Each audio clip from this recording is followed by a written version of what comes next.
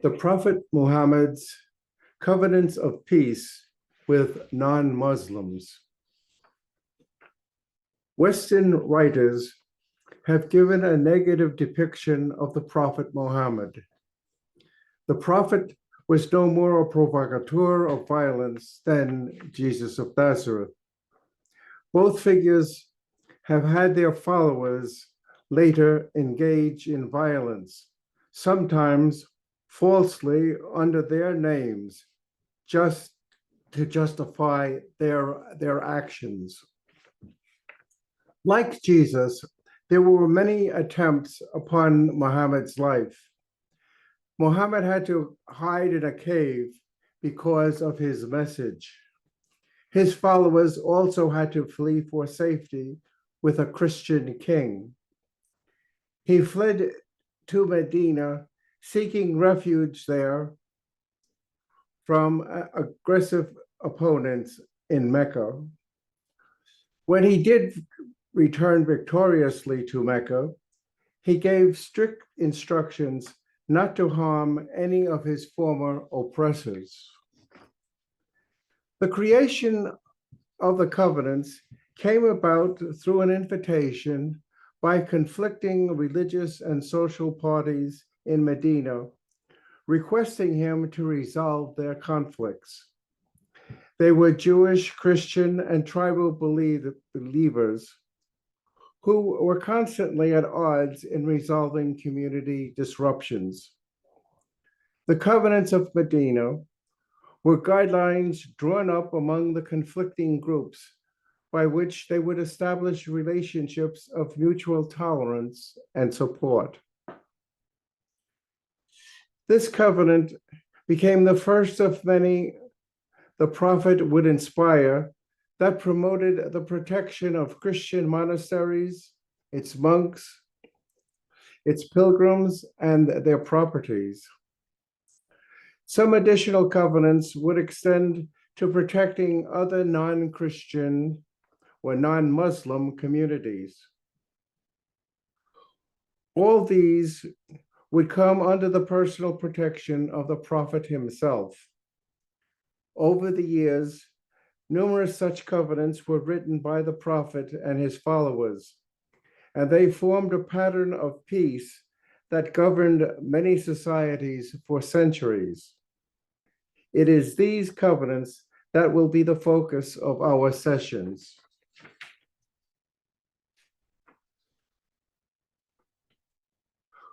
The content and purpose of the covenants.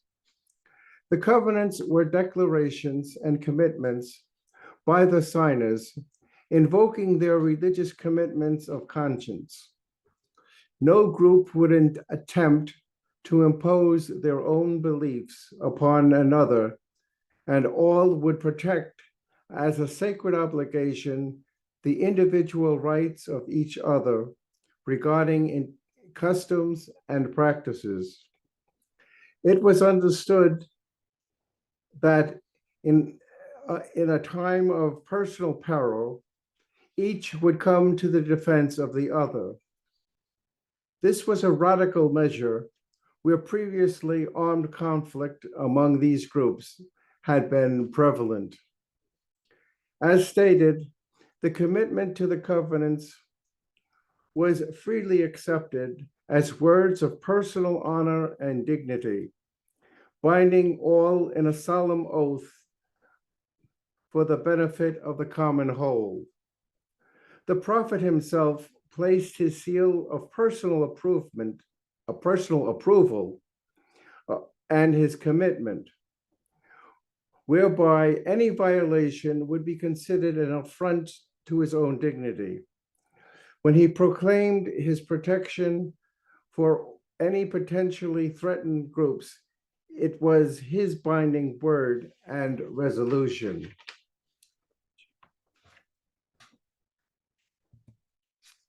The content and purpose of the covenants. In the Prophet's time, desert society was accustomed to isolated tribal rivalries. Tribes would battle for properties, water rights, and enslaving captives. Mecca was the one place for peaceful tribal gatherings. There, goods were exchanged and individual tribal deities were worshipped and housed in the Kaaba.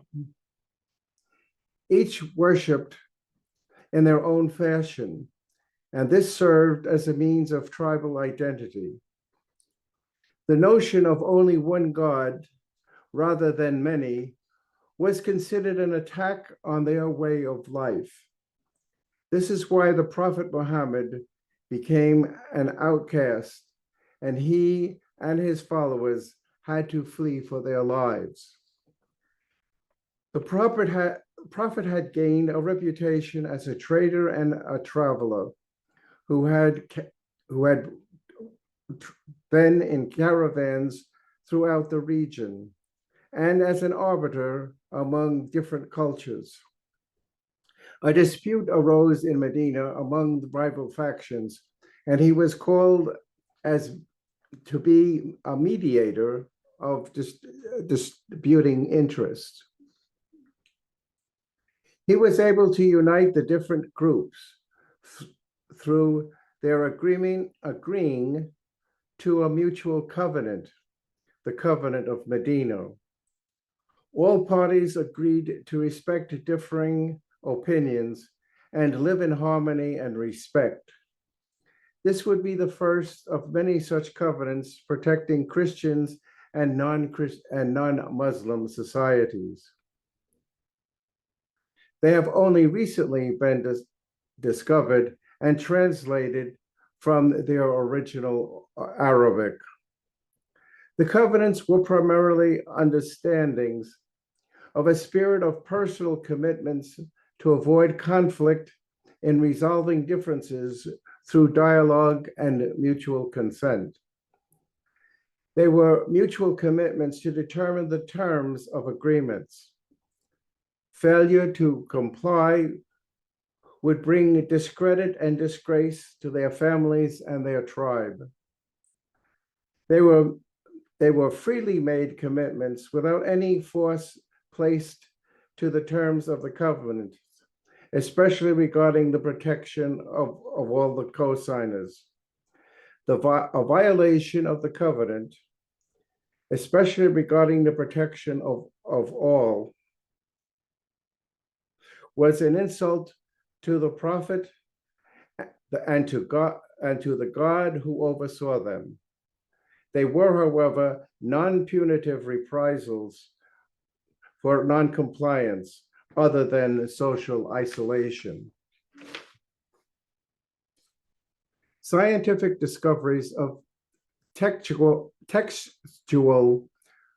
of importance for the covenant of evidence. Additional covenants have existed since the early teachings of the Prophet Muhammad. They have been preserved as treasures by Christian and Muslim communities alike. Their authenticity has been demonstrated by scholars both for their content analysis, linguistic accuracies, and comparison with other appropriate documents. There have been numerous scholarly publications and even videos presenting the discoveries of the covenants. Renowned Islamic scholar Dr. John Morrow has recently published 3 covenant publications: the Islamic Interfaith Initiative, Mercy, the Messenger of Mercy, and the Covenants of Coexistence, and the 6 covenants of the Prophet Muhammad with the Christians of his time. All these relate to contemporary use of the covenants in peaceful resolutions. The latter is the actual translation of the covenants from their authentic texts. 6 covenants covers a broad scope of diverse populations. The titles themselves attest to the prophet's embrace of differing communities.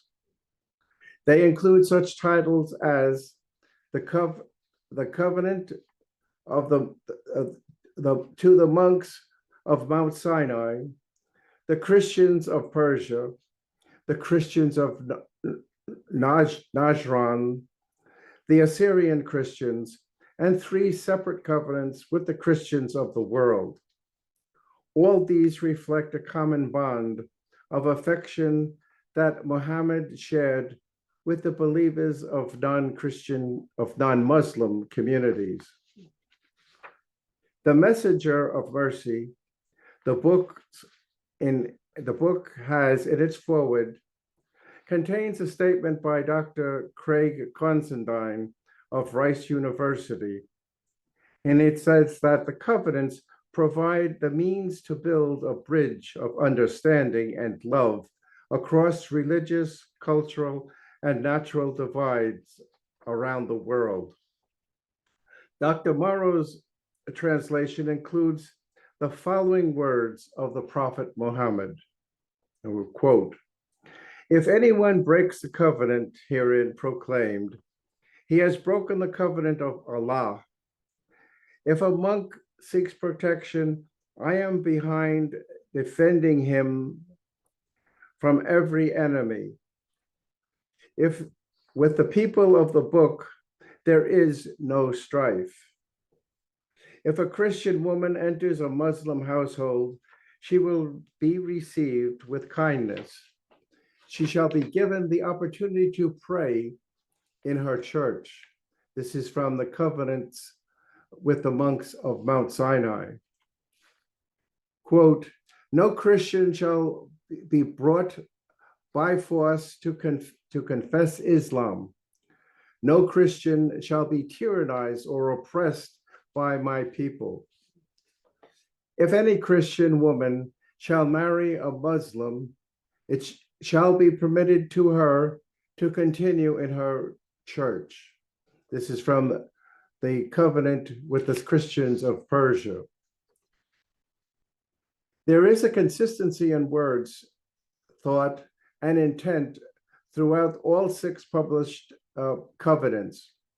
The translations of Dr. Morrow have been substantiated by contemporary Islamic scholars and are evidence of the potential teachings of the covenant if applied into today's world of international conflict. They do indicate a possible application consistent with our UU values for being in the forefront of initiating greater peace and tolerance among our local communities and beyond. Compatibility of the covenants with UUA values. The UUA General Assembly is in the process of considering the adoption of a series of values that identify what it means to be a member of the Unitarian Universalist Church.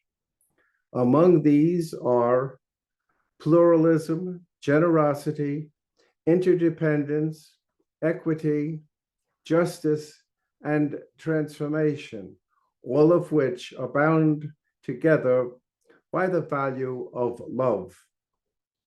Nothing could be more consistent with those values as expressed throughout the numerous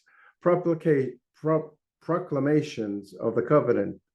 Indeed, our very commitment to these UU values is defined as a covenant, a commitment to live and to exemplify these values in our lives. As initiated by the prophet, the covenants were proposed to provide a commitment of members of different religious and ethnic groups to agree on binding resolutions to assure the peaceful solutions to differences, while at the same time preserving the peaceful harmony and coexistence among all its participants. This includes the protection of Christians, their monasteries, their clergy, and pilgrimages to their places of worship. It also included protection of Jewish communities, as well as those tribal groups that worshiped and practiced in their own unique manner. While the actual value terms were not used in the formulation of the covenants, it is evident that the spirit of the UU values prevailed throughout all the different covenants. Certainly, the acceptance of pluralism and interdependence was unique for that time in a culture and an era where tribal warfare was dominant. Justice and equity were the cornerstones which brought the different groups together to form a new relationship where formerly only discord and distrust were common. The covenants were an offering to its participants to engage themselves in a bond of generous intermingling that would transform their way of life. Essentially, the covenants were a call for all to love one another, the basic tenet of all major religious beliefs. By enacting the spirit of the covenants, the UUs are called upon to re-examine their own commitment to their core values within the perspective of the ancient covenants as prescribed by the prophet, and which over the ages guaranteed peace and tolerance among groups of differing faiths and practices.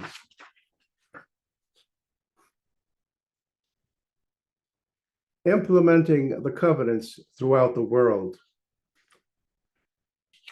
In 2009, the Unitarian Universalist scholar, Dr. Alicia McNary Forsey, wrote a definitive research book on Transylvania and the Ottoman Empire, a case of 16th century Muslim-Christian collaboration. The book's introduction clearly offers the author's research focus. It states that as the research progressed, it became more and more clear that commonly held ideas about the strict geographical and cultural boundaries between Christian Europe and the Ottoman Empire did not hold. The Ottomans were sensitive and practical as far as welcoming the Jews and the persecuted minorities into their territory. Each group pursued their trade, their religion, and their way of life.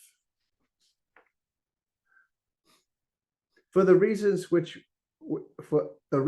this was the implementation of the spirit of the covenants, which over the centuries had permitted the exchange of different faith practices, provided they did not interfere or attack the faith of Islam. During the time of the establishment of the first Unitarian Church in Transylvania, the Christian world was involved in the Protestant Reformation, during which not only Catholics battled Protestants, but there were also bitter battles and even massacres between Protestant denominations. This was exemplified by John Calvin, who influenced authorities to burn Michael Servetus and his publications at the stake.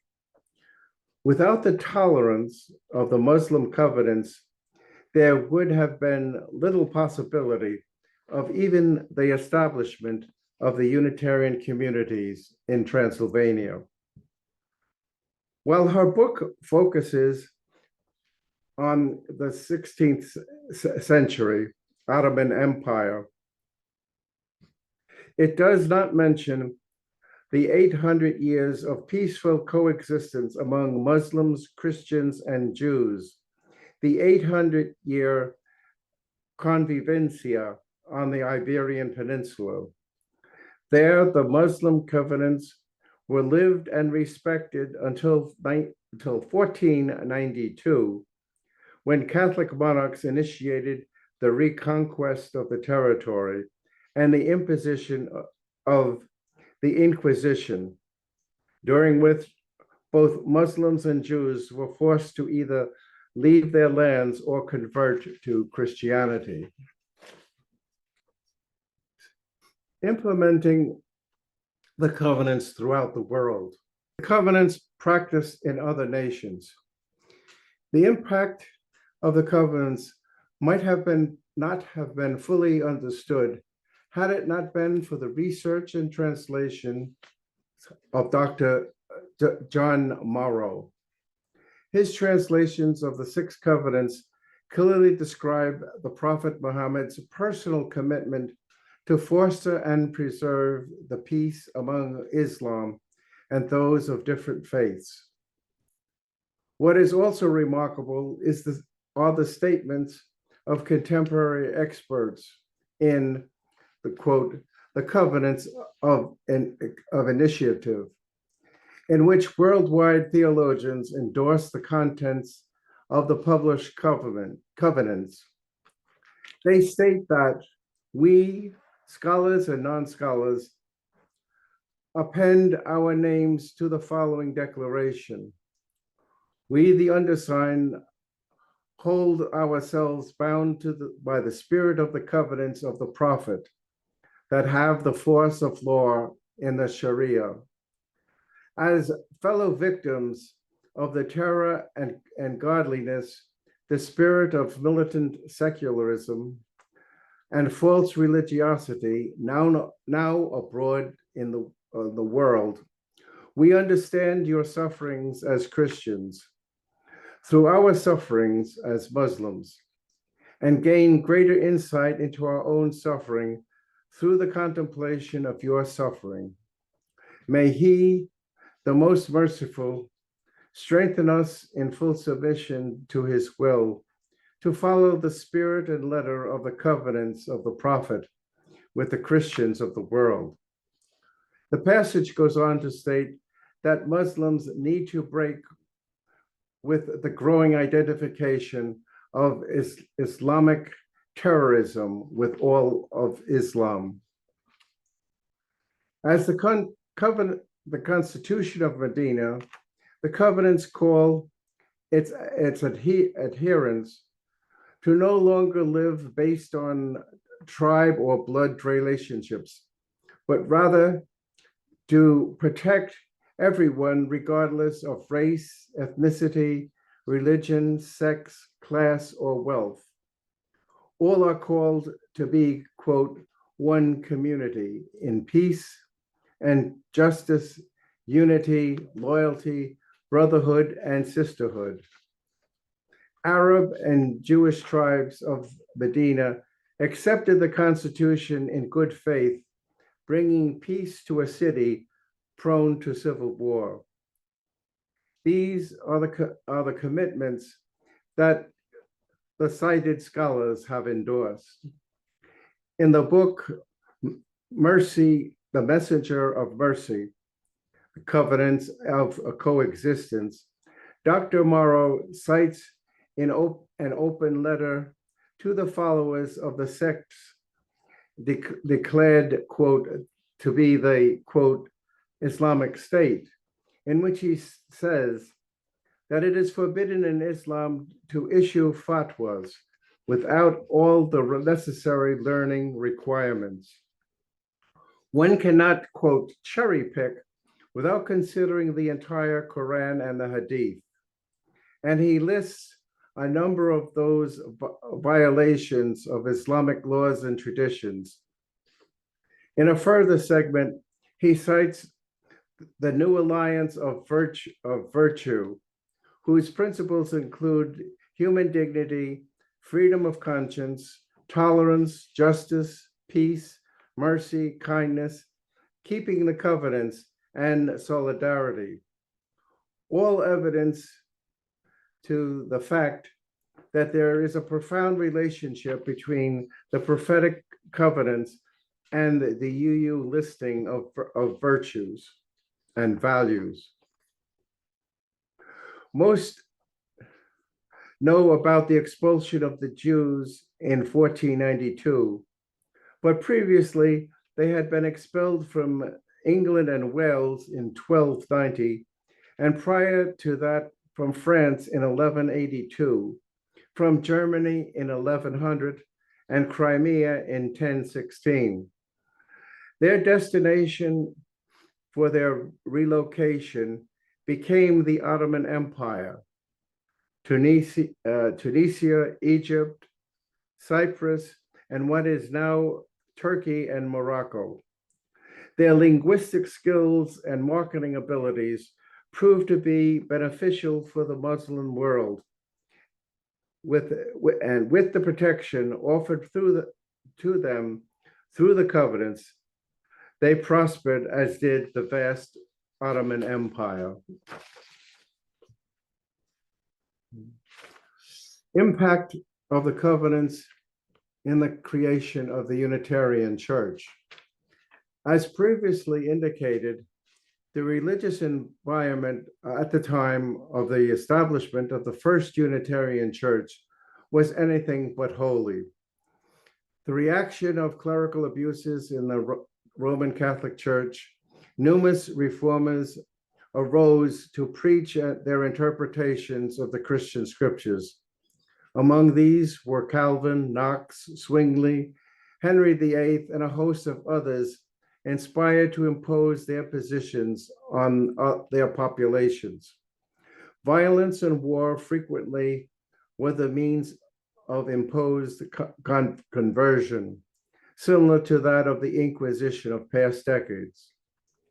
Religious tolerance was deemed a vice more than a virtue, whether it was the question of biblical authority, infant baptism, the position of Jesus, or the teaching of the authority of one's church. Opposition to a given set of dogmas could terminate in one being burned at the stake as a heretic, as was the case of Michael Servetus. Catholic monasteries were confiscated, and submission of one's property and faith was the reality of the day. The Inquisition was reinvigorated as the Council of Trent determined what dogmas were to be accepted or suffer the penalty of suffering eternal punishment. In 1572, Catholics would kill thousands of Huguenots in the St. Bartholomew Days massacre. All this would culminate in the 30 Years' War that would affect the better part of the non-Ottoman Empire. What made the difference in the middle 16th century Ottoman Empire was the rule of Suleiman the Magnificent, who ruled his extensive empire from 1520 to 1566. There, one could find a modicum of tolerance. Jews and Christians were welcomed into the realm, some of them with past family histories of flight from the Inquisition. The extension of the spirit of the prophetic covenants permitted the practices of all faiths, provided that they did not offend or conflict with that of Islam. It was during this time that the Unitarian Church became established, both under the governance of the covenants and the direct protective intervention of Suleiman. Michael Servetus, a radical reformer. No one would have thought that Michael Servetus would have survived to see the realization of the impact of the covenants and the establishment of the Unitarian Church. And indeed, he didn't. He was instead the victim of John Calvin's suppression of free thought and was burned at the stake in Switzerland, with all his writings. Servetus was a unique individual. Spanish by birth, he was a prominent scholar versed in Latin, Greek, and Hebrew. It is also said that he had some acquaintance with Arabic and the writing of the Quran. He is perhaps most known for his questioning of the biblical basis for the Christian dogma of the Trinity, as found in his treatise on the errors of the Trinity. In this document, he declared that Jesus was a prophetic figure, but not divine. Through his living in Spain, he was familiar with the writings of the Quran, which he cited in his works. This, among other things, enraged Calvin when Servetus refused to denounce his works and his references to the Quran. Calvin influenced local authorities and had Servetus put to death as a heretic. While Servetus did not benefit from the teachings of the covenants, he did serve as a model for free thought and the exercise of the individual conscience in the search for truth. This meant challenging long-held positions of the Christian faith.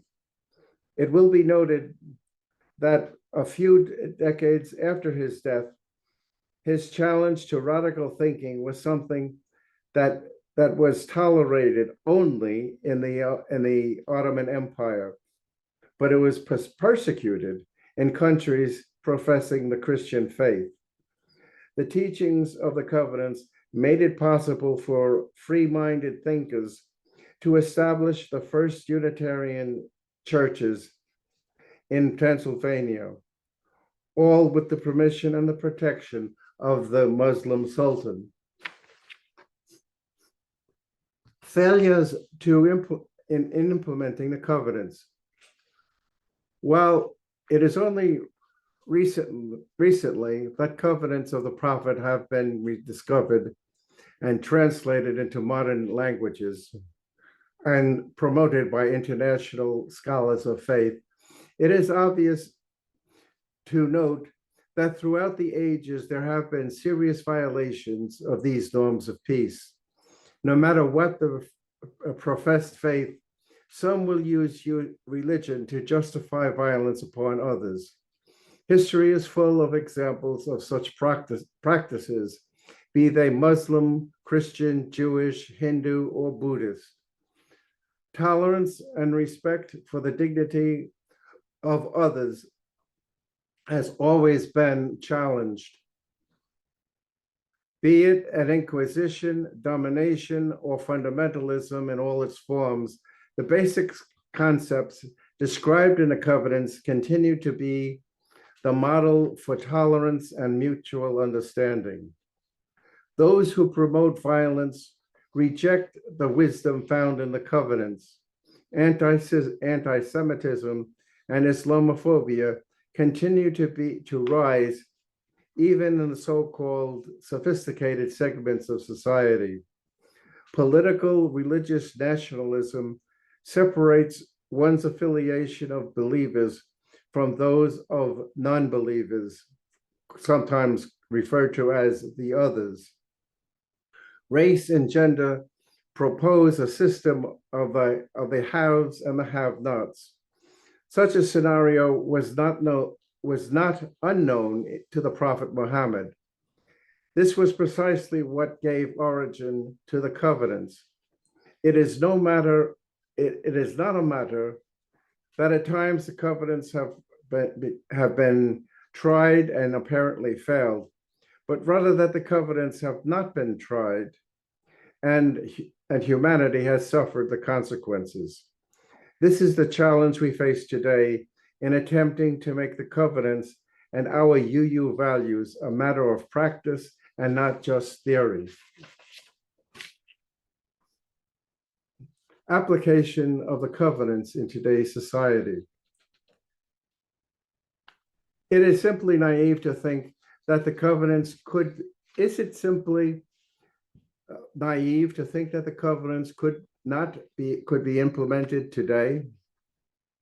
Has the mistreatment of minority groups, both nationally and internationally, so hardened our hearts that we feel incapable of what we are called upon to live? Does the perception of, quote, the other only bring fear and suspicion into our lives? Our current church faces the challenge that although we are few in numbers, we ought to be the voice for minorities and the oppressed. This has been our tradition as practiced and lived through the examples of our membership and its leaders. Today's administrative policies have sought to tear away the very foundations of our core values. Government workers are senselessly fired. The safety net for those in need, those in adult care facilities, and those dependent on Social Security, disabled and preschool children without resources, families dependent on child daycare, young adults with little means for the future, their employment, a house, a family, all these are the voices that cry out for our concern. They are matched with worldwide victims of starvation and medical neglect in countries our government deems as meaningless. There are foreign victims of war, innocent children and women dying in random onslaught. There are the millions of undocumented persons here living in constant fear of sudden deportation, with children becoming hungry orphans. The needs are multiple, our numbers are few. Are the covenants just as needed today as in the time of the prophet? The answer ought to be obvious. But covenants are not just words, they must be actions requiring actual contact. How can our church reach out to make covenants possible? Can we attempt to form covenants in a time when they are now being challenged? Remember, it was the prophet's continual pledge to protect those covenanted members and care for their needs. This is what covenants ought to mean to us, that we are bound to commit ourselves to the lives and faith of those in need. How ought you respond to hate and distrust? Our models are those of Parker, Thoreau, Susan B. Anthony, Claire Barton, and those slain in defending civil rights, such as the Reverend James Reeb. These individuals had a covenant in their hearts. Our government has pledged to deport millions regarding of the harm to them or their families. There does not appear to be any real intent to address their sufferings and despair. There are also those who are experiencing oppression in Palestine. However, in the last meeting of the UUA General Assembly, the membership was addressed with the following exhortations. Quote, our Unitarian Universalist faith draws on the moral imperative of radical love and, despite all odds, calls upon a world where liberation is real and we all thrive. We recognize the horrors of violent anti-Semitism. Our support for Jewish well-being was never meant to undermine the rights and lands of Palestinian people. We seek a world where our Palestinian and Jewish kin are free. We believe that until Palestinians are free, none of us are free. The document goes on to declare that Gaza has been subjected to indiscriminate bombings with US-made weapons, resulting in civilian casualties now numbering in an estimated 50,000 persons. It calls upon UUs to witness, become educated, organize, and advocate. These are the fundamentals for forming a covenant. In closing, I call to mind a UU member facing a conflict and assisting an undocumented friend. He was married, the father of two, and the question was, could she assist him with food and finance? A neighbor had turned into an ICE informant, resulting in the arrest of three adults. Being undocumented may result in an arrest by immigration authorities. He feared a similar fate. He was in terror of working or allowing his family to leave their home. Making covenants can be painful.